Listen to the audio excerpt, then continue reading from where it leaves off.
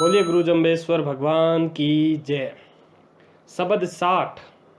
श्री जाम्भोजी महाराज के जमाती भक्तजनों में महापुरुषों के जीवन में आने वाली संसारिक दुख की चर्चा चल रही थी।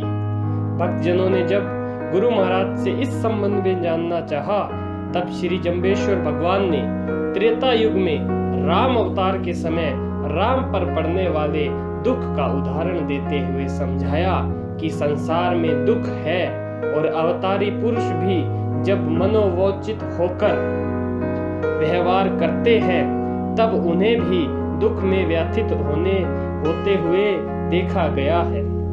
इसी संदर्भ में लक्ष्मण के शक्ति बाण लगने, उनके मूर्छित होने और उस समय राम की पीड़ाओं का वर्णन करते हुए गुरु महाराज जाम्भोजी ने उन्हें यह शब्द कहा, ओम एक दुख लक्ष्मण बंधु हइयो, एक दुख बूढ़े घर तरणी आइयो, एक दुख बालक की माँ मुइयो, एक दुख ओछे को जमे वारू, एक दुख टूटे से वह वारू। अर्थात इस संसार में अनेक दुख है।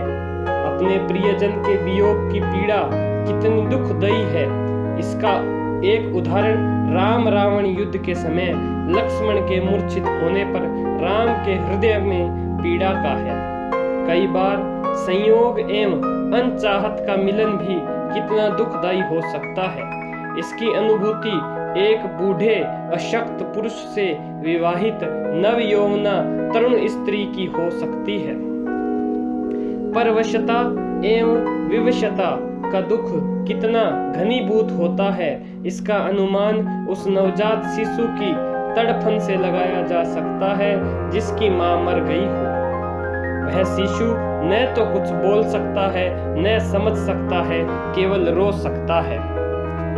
अति अल्प आयु पाने वाले द्वारा बार बार जन्मने और मरने का दुख भी कम पीड़ादायी नहीं होता। ऐसे ही संसारिक दुखों में से एक दुख निम्र वृत्ति के ओछे एवं निर्धन व्यक्ति के साथ लेने देने का व्यवहार करने में भी होता है। आगे गुरु जम्बेश्वर भगवान कहते हैं कि तेरे लक्षण अंत न पारु, सहे न शक्ति भारू, के तय परशुराम को धनुष जे पैयो, के तय दावे कुदावे न जानो भैयू, लक्ष्मण बाण जिदे सिर हइयो, ए तो झूंझ हमें नहीं जान्यो, जे कोई जाने मारा नाऊ, तो लक्ष्मण ले बेकुंठे जाऊ। अर्थात राम कह रहे हैं कि हे लक्ष्मण, तुम्हारे मूर्छित होने पर जो दुख हो रहा है उसका कोई पार नहीं। हमें अपार पीड़ा हो रही है। इस भारी दुख को हम अपनी संपूर्ण शक्ति से सहन करने में अपने को असमर्थ पा रहे हैं। आगे कहते हैं, तो एक तरफ तूने धनुष यज्ञ के समय परशुराम के सामने अपनी वीरता एवं साहस को प्रकट किया था, और दूसरी ओर हे भाई, क्या तुमने राक्षसों के दाव पेचों को नहीं समझा कि तुम यूं मूर्छित हो गए? हे लक्ष्मण, तुम्हारे बाण से तो 10 शीश रावण का वध होना था। हमने यह नहीं सोचा था कि युद्ध का परिणाम इतना घातक होगा। हे लक्ष्मण, जो कोई हमारे नाम के रहस्य को जानता है, जो हमारा नाम ले लेता है, तो हम उसे बैकुंठ धाम स्थान देते हैं।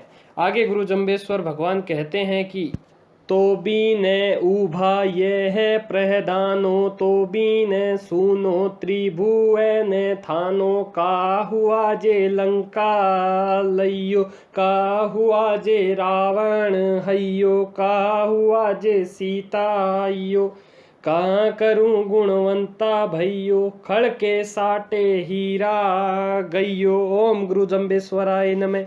अर्थात राम विलाप करते हुए कहते हैं कि हे लक्ष्मण, तुम्हारे मूर्छित होने पर युद्ध रुक गया है। हमारी सेना के ये सब प्रधान सेनापति तुम्हारे दुख में यहाँ खड़े हैं। तुम्हारे बिना हमारे लिए तो ये तीनों लोक सूने हैं। क्या हुआ यदि रावण मारा गया? क्या हुआ यदि सीता वापस हमारे पास आ गई? हे लक्ष्मण, तुम्हारे जैसा गुणवान भाई खोने के बाद युद्ध जीतना, रावण को मारना और सीता को वापस ले लेना खड़ के बदले हीरा देने के समान है।